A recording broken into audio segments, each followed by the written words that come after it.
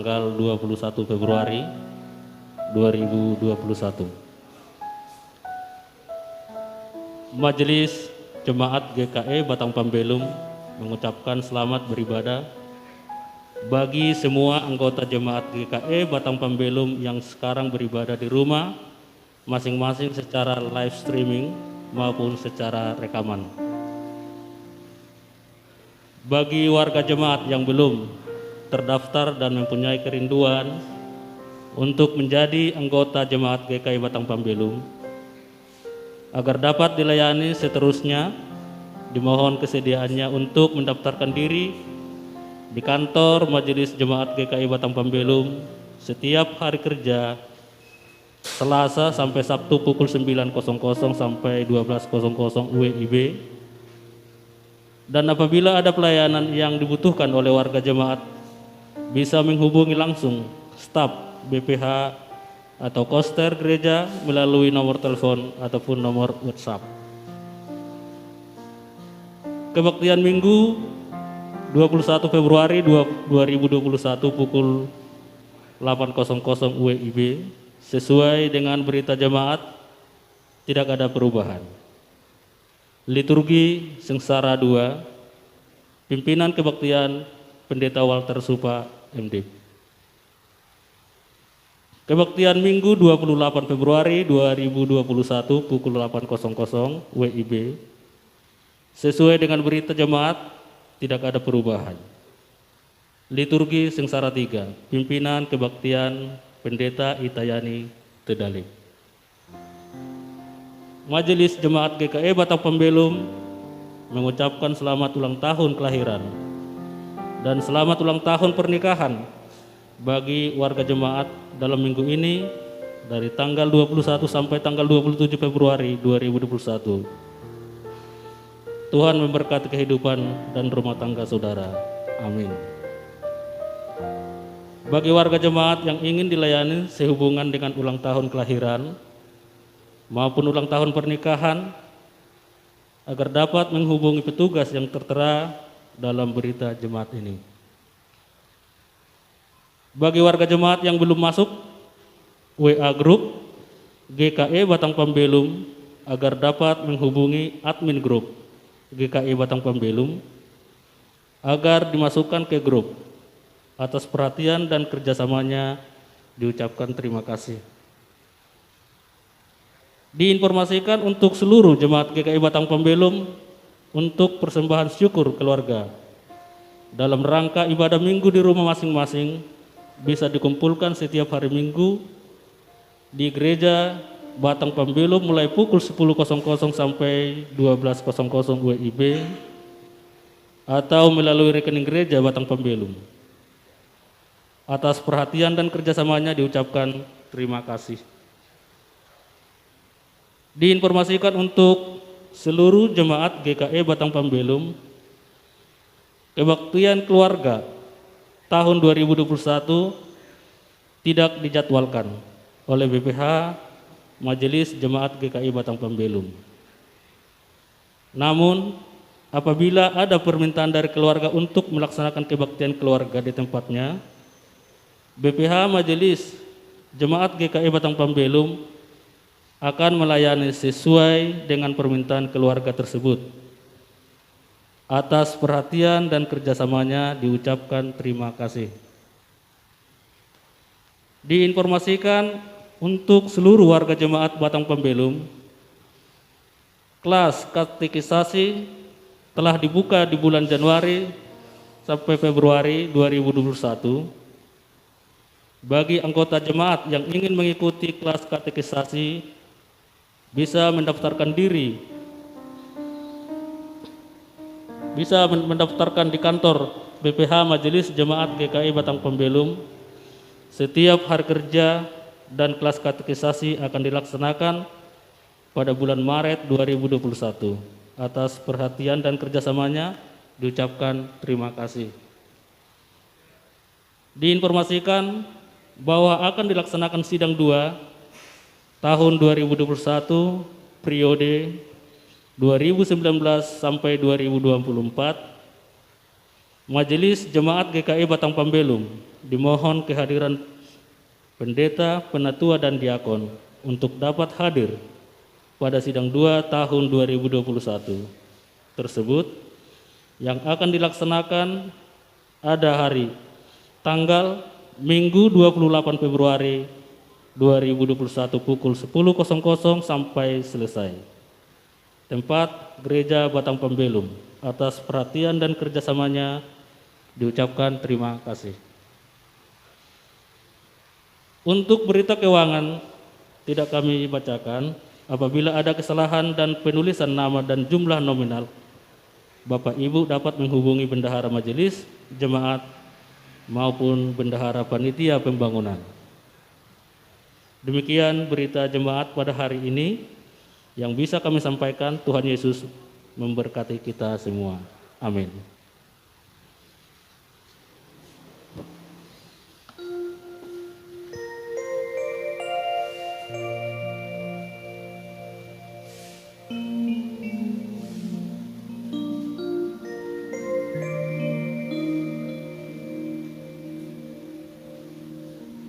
Bapak, Ibu, saudara-saudari, jemaat sekalian, salam sejahtera dalam kasih kita Tuhan Yesus Kristus. Selamat datang dan beribadah di Gereja Batang Pambelum pada pagi hari ini. Tata ibadah yang kita pergunakan adalah tata ibadah Minggu Sengsara kedua. Baiklah, untuk mempersiapkan diri, jemaat dimohon berdiri. Dan kita menyanyi dari NKB nomor 5, bait yang pertama. Seluruh dunia, hai nyanyikanlah.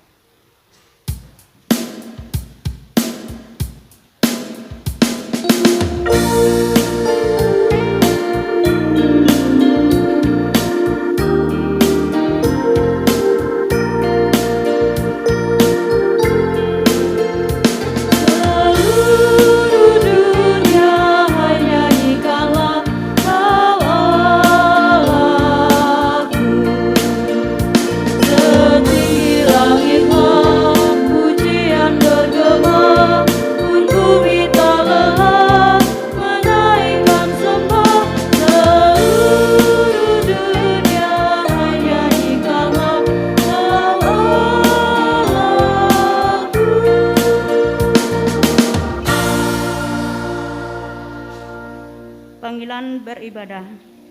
Hari ini kita memasuki Minggu Sengsara kedua.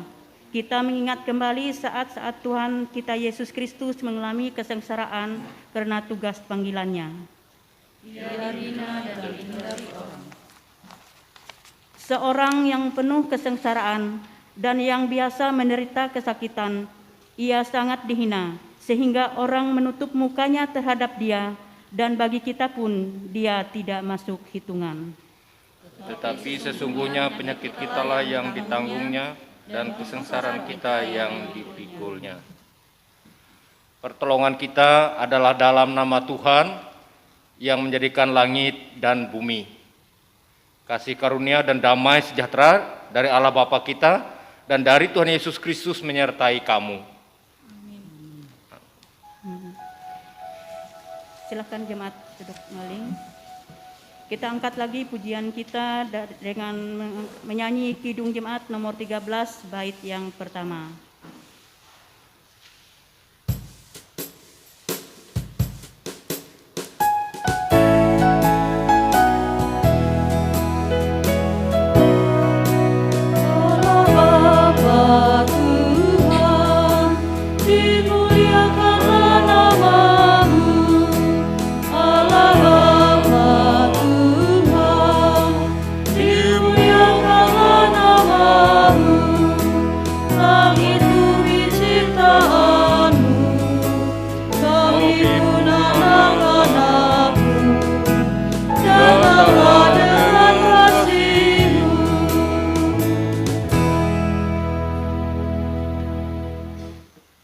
Nas pembimbing, bila ia berseru kepadaku, aku akan menjawab. Aku akan menyertai dia dalam kesesakan. Aku akan meluputkannya dan memuliakannya. Mazmur 91 ayat yang ke-15. Bersama-sama. Orang yang duduk dalam lindungan yang maha tinggi dan bermalam di naungan yang maha kuasa, akan berkata kepada Tuhan, tempat perlindunganku dan kubu pertahananku, Allahku yang kupercayai. Pengakuan dosa dan permintaan anugerah Allah. Marilah kita merendahkan diri di hadapan Tuhan Allah kita dan mengaku dosa kita kepadanya. Marilah kita berdoa. Ya Allah, Bapa kami di dalam Yesus Kristus, Engkaulah Tuhan yang pengasih dan penyayang, yang tiada membalas kami menurut kejahatan kami. Sebagaimana Bapa mengasihi anaknya, demikianlah juga Tuhan mengasihi kami, sehingga seluruh putra-Mu yang tunggal ke dunia ini untuk supaya olehnya kami beroleh hidup yang kekal. Kami telah dipanggil dan ditebus oleh Yesus Kristus Tuhan kami. Meskipun besar kemurahan dan pengasihan-Mu, tetapi kami sering berbuat dosa lagi di hadapan-Mu ya Tuhan. Kami mengaku kelemahan dan kesesatan kami ya Bapa. Tolonglah dan ampunilah kami. Anugerahkanlah Roh Kudus-Mu kepada kami, supaya dapatlah kami melawan segala yang jahat. Kiranya Roh Kudus menetapkan iman kami, supaya di dalam pergumulan hidup kami disiapkan untuk melakukan pekerjaan-pekerjaan yang baik. Bapa yang Maha Pengasih, kami mohon juga bagi setiap orang yang jauh daripada-Mu, supaya mereka juga dipelihara Gembala yang esa. Kami mohon dalam segala tugas dan pekerjaan kami, maupun usaha-usaha kami masing-masing, kiranya diberkati oleh-Mu. Dengarkanlah akan permintaan doa kami, dalam nama Yesus Kristus yang menjadi Tuhan dan Juru Selamat kami. Amin. Marilah kita berdiri untuk mendengarkan berita anugerah dari Allah seperti tertuang dalam kitab 1 Petrus pasal 2 ayat 24 sampai 25 yang demikian bunyinya. Ia sendiri telah memikul dosa kita di dalam tubuhnya di kayu salib, supaya kita yang telah mati terhadap dosa hidup untuk kebenaran. Oleh bilur-bilurnya kamu telah sembuh, sebab dahulu kamu sesat seperti domba, tetapi sekarang kamu telah kembali kepada Gembala dan pemelihara jiwamu. Jemaat silahkan duduk. Puji-pujian yang kita ucapkan secara litani.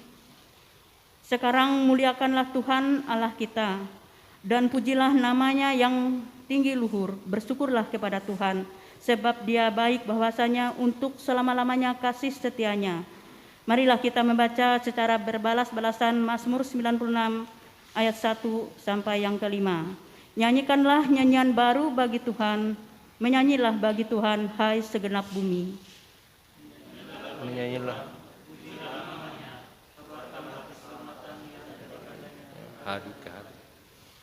Ceritakanlah kemuliaannya di antara bangsa-bangsa, dan perbuatan-perbuatannya yang ajaib di antara suku bangsa. Sebab Tuhan Maha Besar dan terpuji sangat, yang lebih dahsyat daripada segala Allah. Sebab segala Allah bangsa-bangsa adalah hampa, tetapi Tuhanlah yang menjadikan langit.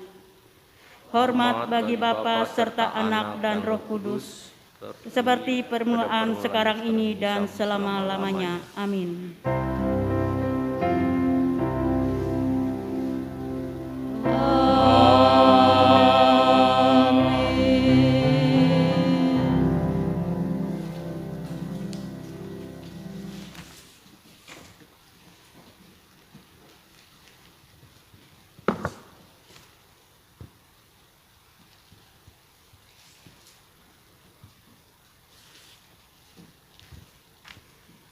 Pembacaan Alkitab kita diambil dari Kejadian pasal 9 ayat 8 hingga yang ke-17 di bawah perikop perjanjian Allah dengan Nuh. Berfirmanlah Allah kepada Nuh dan kepada anak-anaknya yang bersama-sama dengan dia. Sesungguhnya aku mengadakan perjanjianku dengan kamu dan dengan keturunanmu, dan dengan segala makhluk hidup yang bersama-sama dengan kamu, burung-burung, ternak dan binatang-binatang liar di bumi yang bersama-sama dengan kamu, segala yang keluar dari bahtera itu, segala binatang di bumi. Maka kuadakan perjanjianku dengan kamu, bahwa sejak ini tidak ada yang hidup yang akan dilenyapkan oleh air bah lagi, dan tidak akan ada lagi air bah untuk memusnahkan bumi. Dan Allah berfirman, inilah tanda perjanjian yang kuadakan antara aku dan kamu, serta segala makhluk yang hidup, yang bersama-sama dengan kamu, turun-temurun untuk selama-lamanya. Busurku kutaruh di awan, supaya itu menjadi tanda perjanjian antara aku dan bumi. Apabila kemudian kudatangkan awan di atas bumi, dan busur itu tampak di awan, maka aku akan mengingatkan perjanjianku yang telah ada antara aku dan kamu, serta segala makhluk yang hidup, segala yang bernyawa, sehingga segenap air tidak lagi menjadi air bah untuk musnahkan segala yang hidup. Jika busur itu ada di awan, maka aku akan melihatnya, sehingga aku mengingat perjanjianku yang kekal antara Allah dan segala makhluk yang hidup, segala makhluk yang ada di bumi. Berfirmanlah Allah kepada Nuh, inilah tanda perjanjian yang kuadakan antara aku dan segala makhluk yang ada di bumi. Setiap orang yang mendengarkan perkataanku ini dan melakukannya, ia sama dengan orang yang bijaksana yang mendirikan rumahnya di atas batu.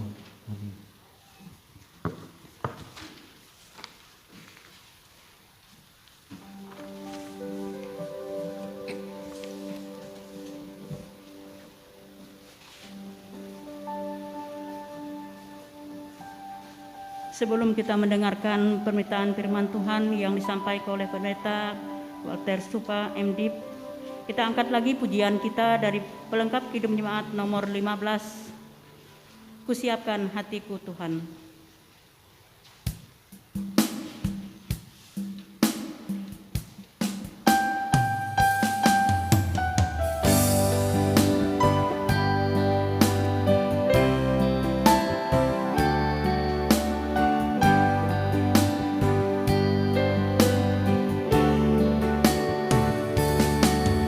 Siapkan hatiku Tuhan, menyambut firman-Mu saat ini.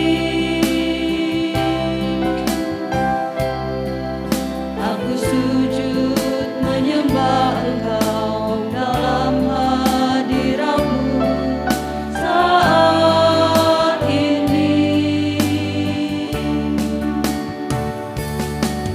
Curahkanlah pengurapan-Mu kepada umat-Mu saat ini. Ku siapkan hatiku Tuhan, mendengar firman-Mu.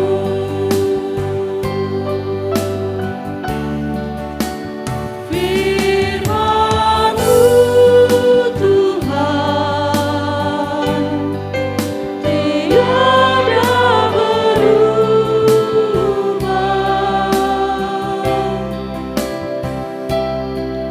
Sejak semulanya dan selama-lamanya, tiada berubah.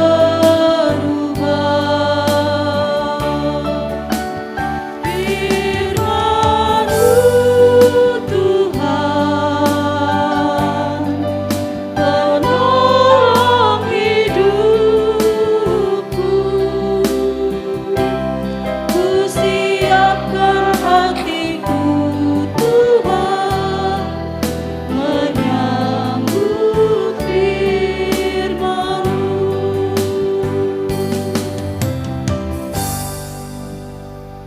Mari kita berdoa.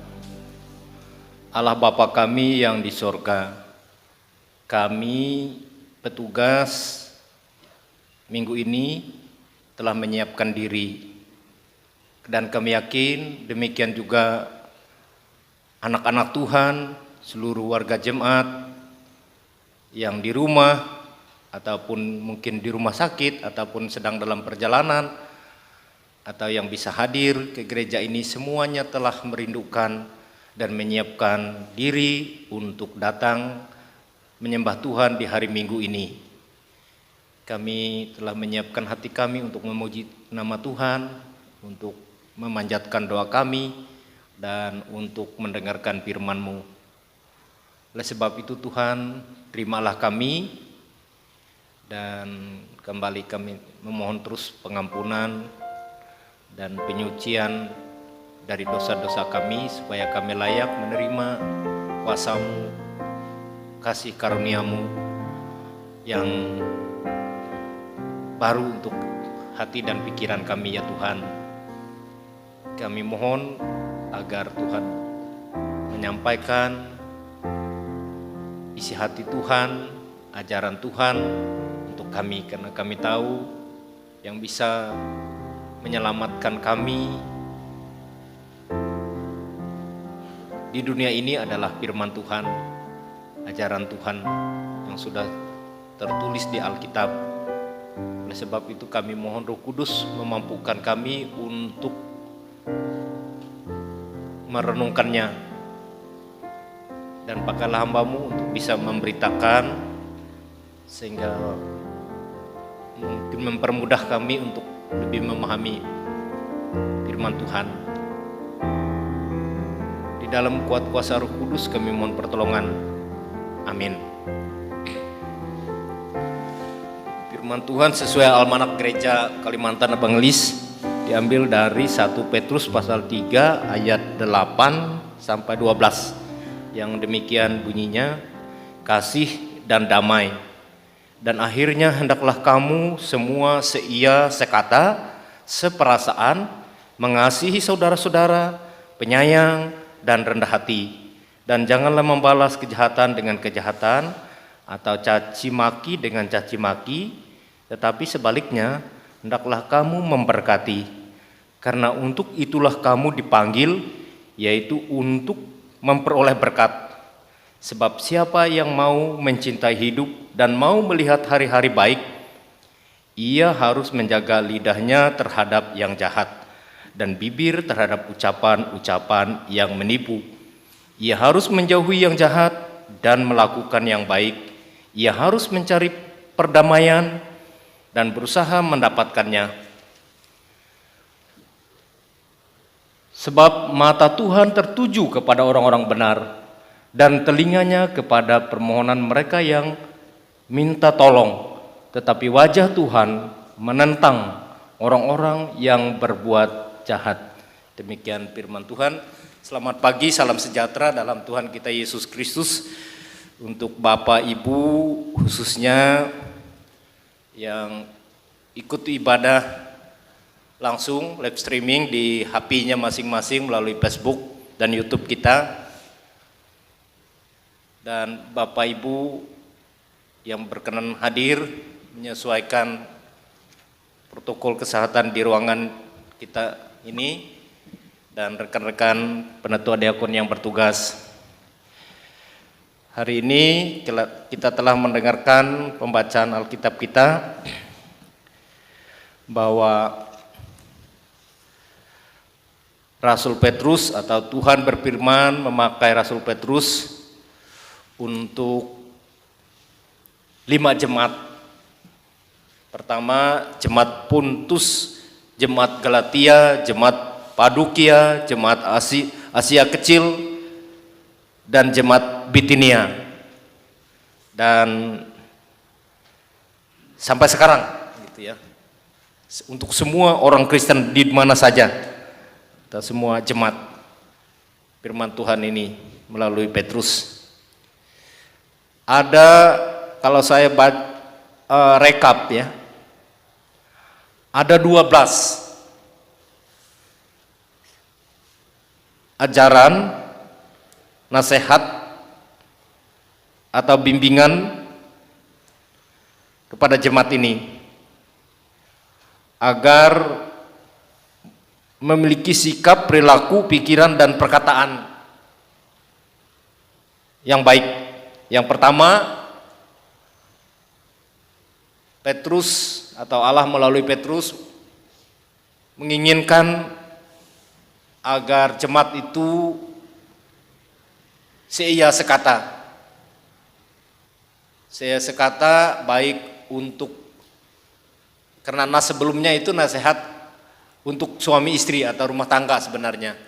Baik untuk perorangan atau orang suami istri atau keluarga atau jemaat di tengah masyarakat, hendaklah hidup seia sekata. Itu yang pertama, bagaimana kita bisa sependapat ya.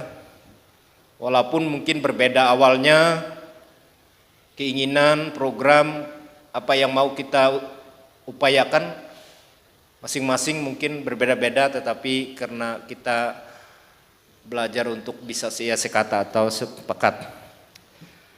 Yang kedua adalah seperasaan. Ya, ada perasaan ibadah sebagai, saya pikir nggak terlalu saya terjemahkan karena 12 ini banyak ya. Bagaimana perasaan atau punya kepekaan, kepedulian dengan keadaan. Itu ya seperti perasaan ya. Kalau orang sedih ya seperasaan ikut sedih. Kalau orang kesulitan bagaimana ikut menanggung kesulitan sehingga menyemangatkan. Yang ketiga, mengasihi saudara. Itu sikap dan gaya hidup dan pikiran dan perilaku yang mesti ada dalam kehidupan orang percaya.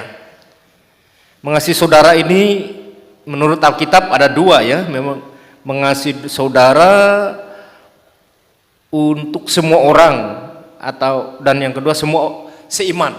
Ini ada dalam Galatia pasal 6 ayat 10. Hendaklah kita mengasihi semua orang dan terutama saudara seiman. Saudara seiman bisa saja sekeluarga, tapi sekarang tidak semua satu keluarga seiman ya. Bisa saja ada yang beda. Tapi Tuhan mengajarkan kita untuk mengasihi sesama manusia. Matius pasal 19 ayat 19 juga sama. Jadi kita ajaran Kristus untuk orang percaya kepadanya, kita harus mengasihi sesama manusia, dan dalam Galatia pasal 6 ayat 10 terutama saudara seiman. Nah, ini minimal ya, diharuskan kalau terutama namanya. Masa sesama saudara seiman saja tidak, apalagi dengan orang yang tidak seiman, kita tidak akan bisa mengasihi kalau saudara sendiri tidak. Yang keempat, penyayang. Saya tidak memperpanjang penjelasan penyayang ya, bisa saja kita semua bisa umumnya. Yang kelima, rendah hati, tidak sombong, tidak membanggakan diri ya, itu rendah hati. Yang keenam, jangan membalas kejahatan dengan kejahatan. Ini ajaran Kristus melalui Petrus kepada 5 jemaat dan kepada setiap orang Kristen sampai sekarang dan akan datang. Jangan membalas kejahatan dengan kejahatan. Ada beberapa ayat kenapa kita jangan membalas kejahatan dengan kejahatan. Karena ada Tuhan yang menentang, tadi ayat 12. Orang jahat itu Tuhan saja yang nentang mereka, jangan kita yang nentang orang jahat, tidak kuat. Dan tidak selesai masalahnya kalau kita saling balas-membalas. Yang kedua, Roma 12 ayat 19. Dikatakan hak Tuhan. Tidak usah disuruh kita, jangan kita nyuruh Tuhan, tolong balas untuk saya Tuhan. Nah, kurang lebih mencaci, membalas kejahatan juga ya. Tapi dikatakan, tapi dalam nas itu mengatakan serahkan. Ya, saya pikir nggak usah diserahkan kalau Tuhan, karena Tuhan tadi dikatakan mata Tuhan tertuju kepada orang benar. Kalau orang benar diganggu, pasti karena Tuhan mengawas, mengontrol sama sekali orang-orang benar, sangat diawasinya, dijaganya. Nah, kalau ada yang berani usil dengannya, tadi dikatakan Tuhan akan menantang mereka yang mengganggu orang percaya, orang benar, orang baik. Jadi hak Tuhan. Jangan coba-coba kita ambil hak Tuhan untuk membalas orang jahat. Memang rasanya bisa, memungkinkan. Bisa saja karena kalau kita perhitungan dia badannya kecil kok, kemampuannya tidak ada, keluarganya nggak banyak. Bisa saja saya hantam dia, saya ganggu dia, saya sakiti dia, saya serang dia dan sebagainya. Tapi nggak akan selesai ya. Tidak, keluarganya ya sekarang aparat hukum pun akan bertindak tanpa dilapor kalau kita berbuat jahat, kalau ketahuan. Nah, apalagi Tuhan. Dalam Roma pasal 12 ayat 20 sampai 21 memang ada dikatakan boleh balas kejahatan. Tapi bukan dengan kejahatan. Tapi dengan kebaikan. Jadi harus, kalau saya coba lihat dalam Roma 12 ayat 20 sampai 24. Memang boleh. Saya pikir masa enggak dibalas orang jahat itu ya? Enggak sadar-sadar dia kalau enggak dibalas. Seenaknya dia menjahili kita kalau kita tidak membalasnya. Nah, supaya dia bisa jerak, ya harus dibalas juga, tapi dibalasnya dengan dalam Roma pasal 12 ayat 20 sampai 24 demikian. Saya akan bacakan.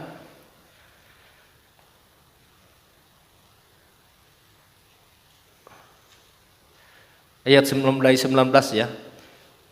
Saudara-saudaraku yang kekasih, janganlah kamu sendiri menuntut pembalasan, tetapi berilah tempat kepada murka Allah. Sebab ada tertulis, pembalasan itu adalah hakku. Akulah yang menuntut pembalasan, firman Tuhan. Tetapi jika seterumu lapar, berilah dia makan. Jika ia haus, berilah dia minum. Dengan berbuat demikian kamu menumpukan bara api di atas kepalanya. Janganlah kamu kalah terhadap kejahatan, tapi kalahkanlah kejahatan dengan kebaikan. Itu. Jadi akan terasa orang itu dibalas, atau jika dibalas dengan tampar, dia merasa ditampar. Apabila kita membalas dengan kebaikan, dengan bahkan dikatakan kalau balas dengan kebaikan, orang setru itu atau musuh itu bagaikan menaruh bara api di atas kepalanya. Jadi lebih dahsyat serangannya ketimbang kita mengucapkan kata atau mengambil tindakan langsung dengan musuh, tindakan kejahatan. Jadi itu bayangkan, jadi Tuhan bolehlah membalas tapi dengan kebaikan. Itu ajaran yang ke-6. 7, jangan caci maki. Ya jangan, tadi dikatakan dalam Alkitab menjaga lidah tadi ya. Nanti ada masuk juga. Jadi saya pikir bisa dipahami, mudah kita menguraikan jangan caci maki, jangan menggunakan kata-kata menyumpah dan sebagainya ya mulut kita. Yang ke-8, memberkati orang jahat agar beroleh berkat. Jadi kita ini berlomba mencari berkat, sedikit-sedikit cari berkat ya. Kebetulan ada pendeta berkat gitu ya. Kita mencari berkat. Nah, untuk kita bisa cari berkat, ya orang jahat saja kita doakan supaya kita beroleh berkat. Jadi saya pikir kalau orang jahat berhenti berbuat jahat, berkatnya besar untuk kita, tidak diganggu lagi, dan bahkan untuk dia ya. Untuk dia juga banyak berkat untuk dia. Jadi panggilan kita orang percaya untuk menerima berkat, maka panggilan tugas kita juga adalah memberkati. Jadi itu tugas kita juga memberkati. Yang ke-9, menjaga lidah dan bibir terhadap yang jahat dan menipu. Jadi jangan sampai menipu, gunakan lidah ini sebaik mungkin. Lidah ini sangat kecil barangnya, tapi sangat mulia kalau digunakan untuk yang baik, tetapi sangat berbahaya kalau digunakan salah. Bagaikan api juga dikatakan oleh Yakobus. Api itu bagus untuk kehidupan manusia apabila digunakan, tapi kalau salah guna, dia akan menghanguskan satu areal, satu rumah, satu areal, bahkan satu kota. Apabila tidak sebaiknya dikendalikan. kapal juga, kapal itu ada yang kayak lidah untuk mengendalinya ya. Apabila dikendali dengan baik dia selamat. Bisa mengarungi lautan yang deras dan ombak yang besar apabila dikendalikan. Tapi kalau tidak, dia akan bisa ambruk, karam apabila tidak menjaga lidahnya. Jadi lidah kita, kendali hidup kita ini lidah terutama ya. Yang ke-10, menjauhi yang jahat. Selalu saya katakan yang jahat itu paling mudah. Tidak usah diteliti, tidak usah dipelajari, tidak usah dihafal, tidak usah diingat. Otodidak bisa dibuat. Tapi kalau yang baik, yang benar, dihafal, jungkir balik menghafalnya, susah ya, nggak bisa dipraktek, nggak jadi-jadi. Tapi kalau yang jahat itu paling mudah, makanya lebih baik dijauhi jalan. Paling mudah untuk melakukan yang jahat. Sekejap bisa membuat kejahatan. Tanpa dirancang sudah bisa berbuat jahat. Apalagi dirancang, jadi dia semakin bagus hasilnya. Semakin dahsyat, semakin hebat kalau dirancang, saya akan ini, saya akan berbuat ini, saya akan lakukan ini. Jadi semakin hebat. Makanya penipuan-penipuan itu jadi, pembohong-bohong itu jadi dia. Karena dia rancang, hebat dia merancang ya. Lalu dikatakan hipnotis gitu ya. Nah, dia merancang kejahatannya luar biasa. Yang ke-11, mencari yang baik. Itu ideal kita, kehidupan orang percaya, pengikut Kristus, mencari yang baik. Yang ke-12, mencari perdamaian. Ya, kita sebagai manusia yang hidup di dunia yang dosa, ya tidak lepas dari kesalahan. Entah kita berbuat salah, terlanjur, atau disadari. Ya berusahalah minta berdamai. Minta ampun, minta maaf, berteman kembali, bersahabat kembali, bersaudara lagi. Nah itulah ciri-ciri 12 ini yang saya lihat dari hasil pembacaan kita. Nah, saya luar biasa ya. Tuhan memakai Petrus memberi nasihat yang demikian, doa yang demikian untuk jemaat. Kita kadang-kadang ada orang tua mendoa anaknya terlalu muluk-muluk gitu ya, agar menjadi tentara, agar menjadi polisi, agar jadi dokter.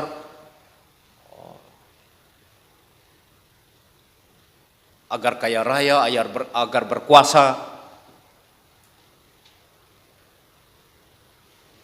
Nah, kalau Petrus doakan agar kita hidup sekata, seperasaan, ya, menjaga lidah, itu perintah utamanya. Saya pikir nggak akan tidak orang itu apabila hidupnya kaya kebaikan, pasti kaya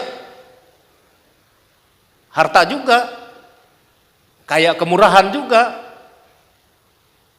Tapi sebaliknya kalau kita jahat, ya mungkin saja kaya tapi ya nggak jadi berkat, nggak jadi menjadi suasana damai sejahtera, gelisah terus hidupnya. Kelihatannya saja dia kaya, serba ada, tapi kebimbangan, ketakutan, kekhawatiran, curiga itu menjadi bagiannya kalau orang itu tidak hidup baik, hidup benar. Tapi walaupun sederhana atau kaya, tapi dia hasil yang baik membuat dia semakin enak, semakin tidur, semakin damai, semakin rukun, semakin banyak teman. Bapak Ibu, saudara-saudari jemaat yang dikasihi oleh Yesus Kristus, mengapa Rasul Petrus menyarankan agar hidup sebagai mana 12 poin di atas tadi? Ngapa? Alasannya ialah tadi dikatakan mata Tuhan tertuju kepada orang-orang benar. Apalagi orang benar sampai minta Tadi dikatakan dalam nas itu ya. Jadi Tuhan itu sudah awasi kita, kontrolnya enggak lalai gitu ya. Dia mengontrol kita.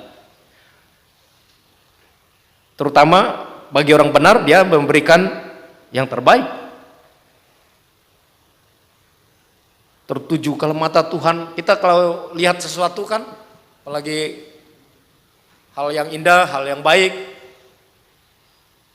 hal yang kayaknya berguna, kita suka lihatnya ya. Pasti suka lihatnya. Apalagi kalau mata Tuhan, bayangkan sampai mata Tuhan itu luar biasa. Nggak mudah. Sangat bersyukur kita kalau Tuhan itu konsentrasi melihat kita ya. Memperhati kita. Berarti kita terawas, terjaga, terlindungi terus. Mata dan telinga Tuhan tertuju kepada orang benar. Itu. Jadi kita harus supaya mata Tuhan, mata kasih sayang, mata kekaguman ya, bukan mata marah. Tapi sebaliknya tadi dikatakan wajah Tuhan. Nah, kalau sampai wajahnya sudah, mata dan wajahnya menentang orang jahat. Jadi kita tidak mau berbuat jahat. Karena Tuhan akan menatap kita sampai tatapannya, apalagi sampai merengut lagi, bahaya itu ya. Ancaman berat. Jadi Tuhan tidak suka kalau orang tidak baik.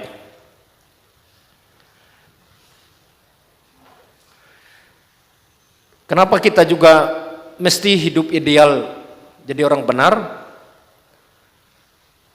atau mematuhi ajaran Yesus? Karena rasanya aman, rasanya tentram, damai, bahagia dan sejahtera, menguntungkan gitu ya. Jadi ikut Tuhan Yesus itu menguntungkan. Jadi baik hidup maupun mati untung. Jadi hidup ini juga untung, banyak berkat Tuhan, banyak ada rumah, mati ada rumah lagi, itu untungnya ya. Yohanes 14, rumah Bapakku banyak. Enggak pernah kita biayain yang di sana ya, bagus lagi, kan untung. Jadi Pak Sikson bilang, saya nggak suka, saya merubah kebiasaan salah katanya. Kalau orang meninggal turut berduka cita, berarti kita sedih. Padahal ayat mengatakan berbahagialah orang yang meninggal dalam Kristus Yesus. Betul juga ya. Jadi dia biasa merubah menjadi selamat jalan, selamat bersama Bapa di surga, selamat dipanggil oleh Tuhan. Karena untung. Jadi kalau terus berduka, betul juga saya pikir reaksi sedikit ya. So, saya juga kadang-kadang waktu pemakaman kita mengatakan penghormatan terakhir gitu ya. Ada melenceng sedikit nih. Sementara ada 40 hari, ada 10 hari, dan kita ketemu nanti di surga, masa menghormat terakhir? Nah, penghormatan sebelum berangkat ke pemakaman atau penghormatan sebelum ditutup peti jenazahnya. Saya juga sering pernah juga kebiasaan yang keliru dalam bahasa ya. Tapi maksudnya ya ideal, di balik itu maksudnya menghormati, itu intinya. Jadi kita merasa ajaran Kristus itu membuat kita baik gitu, aman, tentram, bahagia, rukun, damai, sejahtera. Itu kenapa kita harus ikutin ajaran Kristus. Yang keempat, kenapa Tuhan memakai Petrus agar hidup ini idealnya sekata, sependapat, penyayang, pengasih, membuat orang banyak bertobat dan percaya serta mengikuti Yesus. Jadi orang akan percaya Yesus. Orang akan banyak orang melihat kita, menilai kita, meneliti kita. Siapa sih orang Kristen? Apa sih orang Kristen? Ketika sakit, gimana mereka orang Kristen? Ketika mereka seperti jemaat di Asia yang dibuat oleh Petrus ini sedang dimusuhi, dibenci. Gimana kalau dibenciin, dimusuhi, diganggu hidupnya, gimana sikap mereka? Apakah mereka membalas? Ternyata enggak balas mereka itu ya. Tetap membangun komunikasi, membangun kebaikan, membangun ucapan-ucapan, kata-kata baik. Semakin penasaran orang ya. Itu memungkinkan orang menjadi percaya. Bapak Ibu yang dikasihi oleh Tuhan Yesus Kristus, saya yakin orang Kristen sedikit di dunia ini. Sedikit. Kalau orang Kristen perilakunya jahat. Kalau lidah dan bibir orang Kristen menipu. Sering nipuin orang. Bukan membuat orang rajin dengan diri kita dan dengan Yesus. Semakin orang takut dengan Yesus. Rupanya Yesus suka nipu ya. Bibirnya bohong-bohong gitu ya. Kalau orang Kristen suka caci maki, kalau orang Kristen suka pembuat keributan, penyebar berita bohong, sedikit orang Kristen di Indonesia, di Kalimantan semakin berkurang orang Kristen.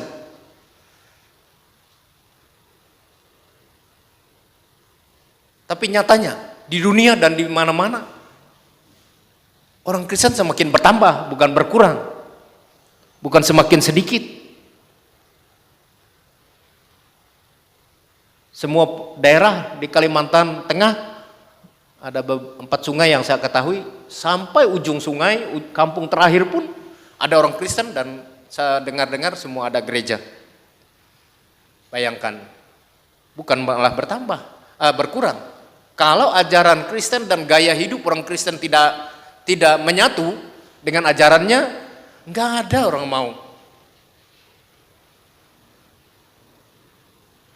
Nggak ada yang mau ya. Tapi karena baik, benar, tidak kurang baiknya ajaran kakek nenek kita dulu. Kakek saya itu ilmunya luar biasa loh.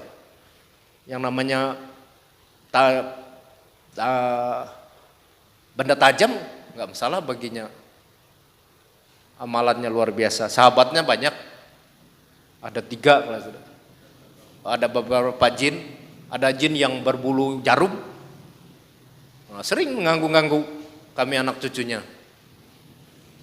Katanya minta di sahabatin lagi. Itu luar biasa ya. Tapi mereka sanggup meninggalkan itu. Berpisah dengan itu. Sejak ketemu ajaran Alkitab, ajaran Kristus. Jemaat yang dikasih, itu berarti manusia juga menginginkan ajaran dan situasi kondisi yang benar, yang aman, yang tentram. Jadi semua orang pada prinsipnya merindukan itu ya. Jadi kalau ada contoh, ada areal yang baik, saya pikir nggak ada yang berani berbuat jahat juga ya. Karena dia kalau ada niatnya jahat, dia merasa terusik sendiri. Tapi kalau sesama nggak peduli, ya kadang-kadang kita yang asalnya baik bisa jadi jahat ya. Karena kondisi lingkungan yang semua jahat gitu. Manusia semuanya tidak suka yang tidak baik, yang merugikan, yang jahat. Semuanya tidak suka ya. Yang suka hanya iblis. Dalam Yohanes pasal berapa? 10 kan. Pekerjaan iblis lah yang mengacau bala, merusak, mencuri, mempropaganda, itu pekerjaan iblis. Itu saja yang kalau manusia sebenarnya sejatinya tidak suka. Idealnya manusia itu suka yang damai, banyak teman, banyak enak, aman, tentram, itu sejatinya. Tapi iblis bisa merasuki kita manusia. Itu tipe iblis yang suka merusak, suka mengganggu. Sedang jemaat yang dikasihi Yesus Kristus, apabila perilaku dan gaya hidup orang Kristen baik saat susah, saat senang, tetap baik, sebagaimana jemaat mula-mula tidak disenangi orang karena mereka Kristen. Jemaat mula-mula ini dikejar orang ya, diawasi, dijaga. Nah, bukan hanya mula-mula, banyak daerah di Jakarta berapa kita lihat YouTube, orang nggak boleh beribadah di rumahnya, boleh menggunakan rumah untuk persekutuan. Itu diganggu orang menyembah Tuhan. Tetapi orang lain suka dengan orang Kristen karena gaya hidup orang Kristen baik. Nggak ada yang nolak kita berbuat baik.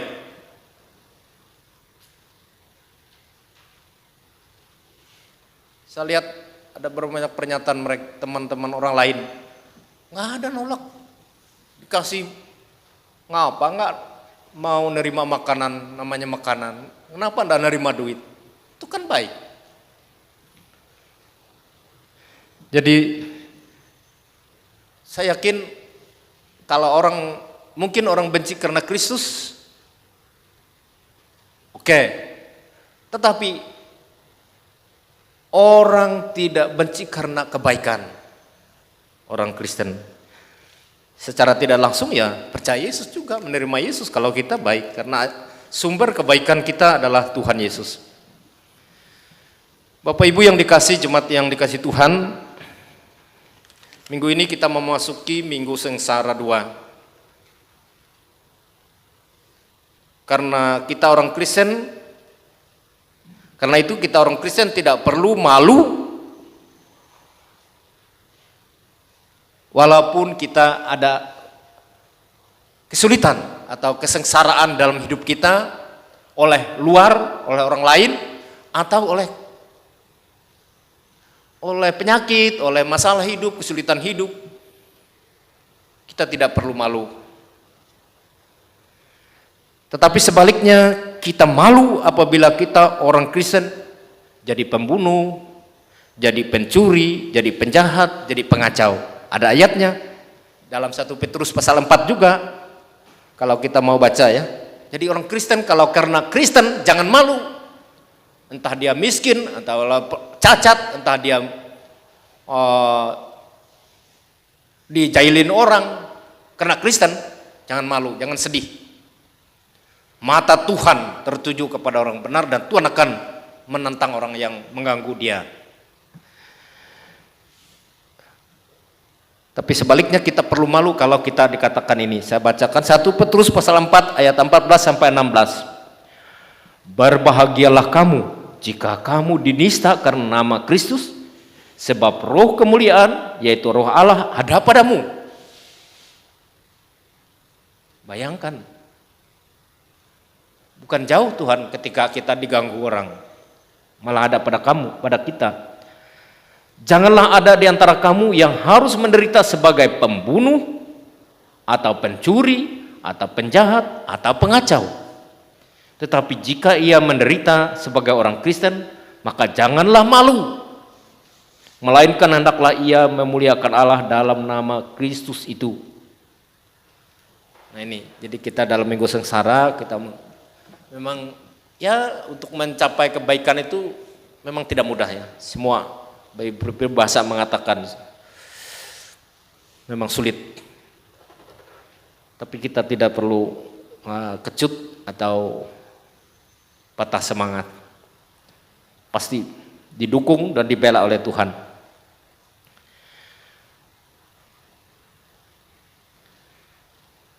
Ya. Semoga di Minggu Sengsara ini kita semakin hidup ideal, hidup benar di dalam Tuhan. Kita tidak akan terlalu kacau hidup kita dengan penderitaan akibat penyakit COVID-nya. Kita tetap bisa bertumbuh iman kita di tengah keluarga, tetap bisa seia sekata, dengan istri, dengan suami, dengan anak-anak, dengan tetangga, dengan masyarakat sekitar. Hiduplah yang ideal, yang baik, yang benar di dalam Kristus.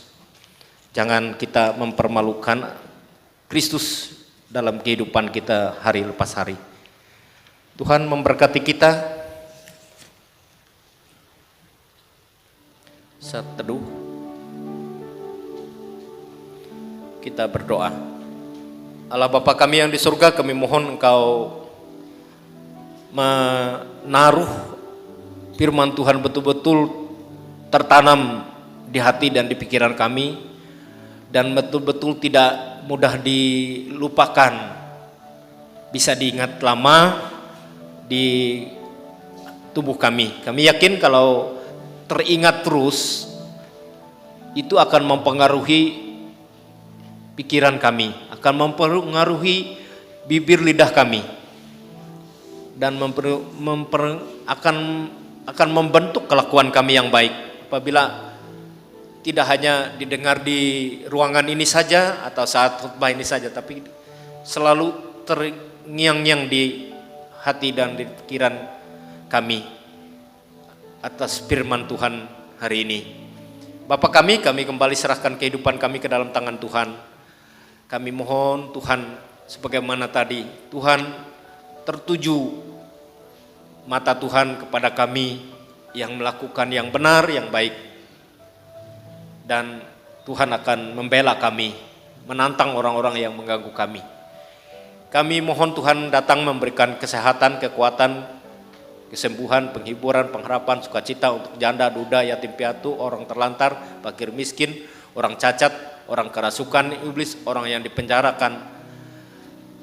Kami mohon Tuhan datanglah, kasihanilah, bisikkan atau utus atau datangin, gerakkan hati orang-orang yang punya kemampuan kelebihan, bisa memberikan pemikiran, bahkan memberikan material yang dibutuhkan untuk orang-orang demikian, sehingga mereka tidak merasakan hidup ini tidak ada Tuhan, tapi dia merasa betul-betul ada Tuhan di tengah penderitaannya, ada roh Tuhan dalam diri mereka.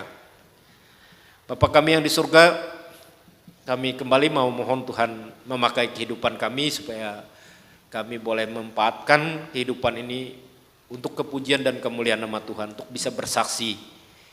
Cukupkan apa yang menjadi kebutuhan rohani dan jasmani kami. Bapa kami yang di surga, kami mohon Tuhan tambahkan sukacita, bahagia, damai sejahtera untuk yang berulang tahun kelahiran dan pernikahan. Kami mohon Tuhan memberkati gereja seluruh dunia dan khususnya gereja Kalimantan Pengelis, agar gereja Pengelis terus bisa memberitakan firman Tuhan dengan berbagai cara, walaupun dalam kondisi virus COVID yang sangat mudah menular, menjangkit orang lain.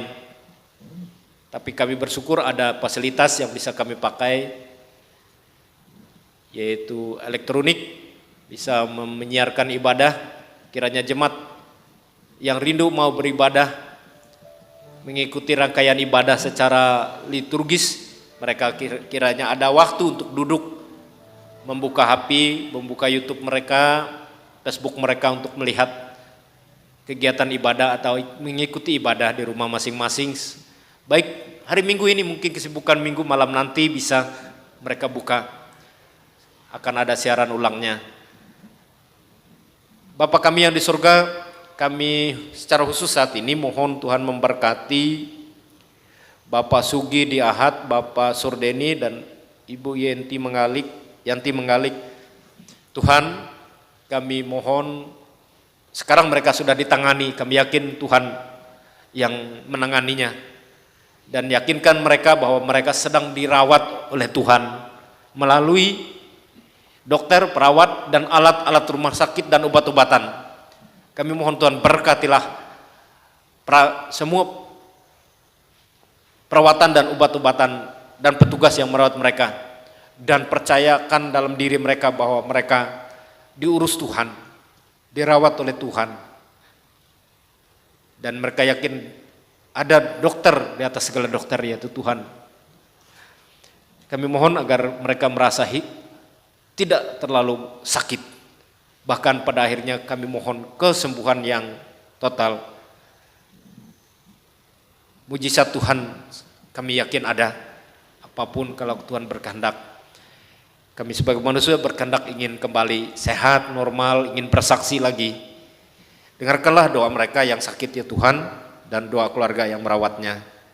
Bapak kami mohon juga pemerintah Tuhan pakai, Tuhan bekerja melalui pemerintah, Tuhan berkuasa melalui pemerintah, sehingga mampu mengawasi pelaksanaan pembangunan fisik maupun pembangunan mental spiritual seluruh warga masyarakatnya. Dan khusus dalam penanganan wabah virus COVID, Tuhan berkati langkah yang sudah dibuat sehingga bisa terlaksana dengan baik, dan berkati lagi atau berikan petunjuk lagi cara-cara yang lain untuk bisa menangkal bahkan bisa membasmi virus ini. Ya Allah Bapa kami yang di surga, dengarkanlah seru doa kami sekalian yang kami lengkapi lagi dengan doa Bapa kami. Bapa kami yang di surga, dikuduskanlah namamu, datanglah kerajaanmu, jadilah kehendak-mu di bumi seperti di surga. Berikanlah kami pada hari ini makanan kami yang secukupnya, dan ampunilah akan kesalahan kami seperti kami juga mengampuni orang yang bersalah kepada kami. Dan janganlah membawa kami ke dalam pencobaan, lepaskanlah kami daripada yang jahat. Karena Engkaulah yang punya kerajaan dan kuasa dan kemuliaan sampai selama-lamanya. Amin.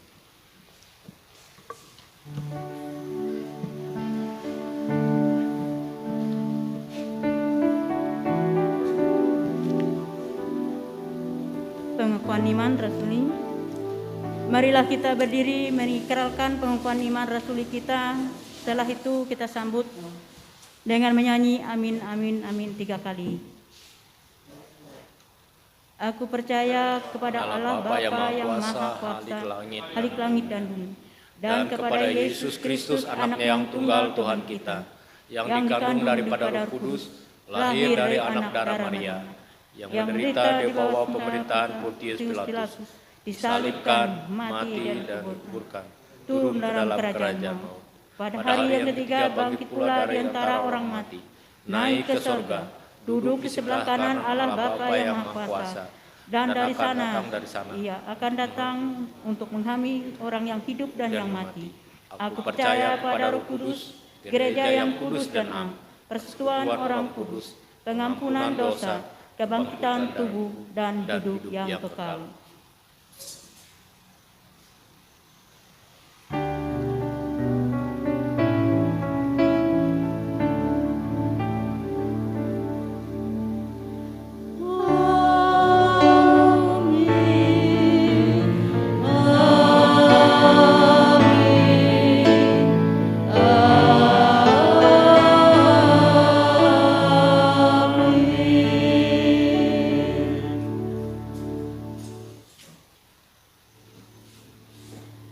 Sampailah kita kepada persembahan syukur. Marilah kita mempersembahkan persembahan syukur kita kepada Tuhan Allah kita. Adapun nas pembimbing yang terdapat di dalam Mazmur 96 ayat 7 yang sampai ke 8 yang berbunyi demikian. Kepada Tuhan hai suku-suku bangsa, kepada Tuhan sajalah kemuliaan dan kekuatan. Berilah kepada Tuhan kemuliaan namanya, bawalah persembahan dan masuklah pelatarannya. Sebelum kita mengumpulkan persembahan, mari kita berdoa untuk persembahan ini. Ya Bapa di sorga, bumi penuh dengan kemuliaan. Segala yang baik telah Engkau sediakan bagi kami umat-Mu. Kami bersyukur Tuhan, dengan kebaikan, dengan kemurahan, bahkan belas kasihan-Mu bagi kami, sehingga dimampukan memberi kehidupan kami yang berkenan bagi Tuhan. Berkatilah dan kuduskan Tuhan pemberian ini sebagai tanda syukur atas anugerah Tuhan. Jadilahkan kami berguna bagi Tuhan dan sesama kami manusia. Amin. Sementara persembahan syukur dikumpulkan jemaat menyanyi dari nyanyian Kidung Baru nomor 100 bait yang pertama dan seterusnya sampai pundi-pundi selesai diedarkan. Rindukah engkau mendapat berkat Tuhan?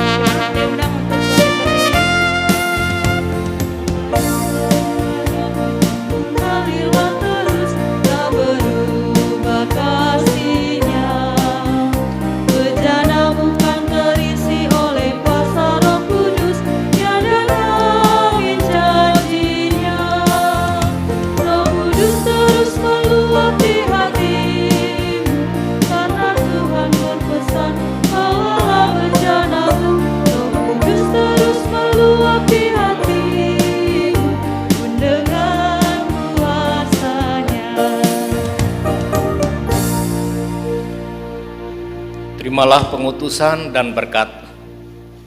Karena ternyata bahwa kamu adalah surat Kristus yang ditulis oleh pelayanan kami, ditulis bukan dengan tinta, tetapi dengan roh dari Allah yang hidup, bukan pada loh batu, melainkan pada loh daging, yaitu dalam hati manusia.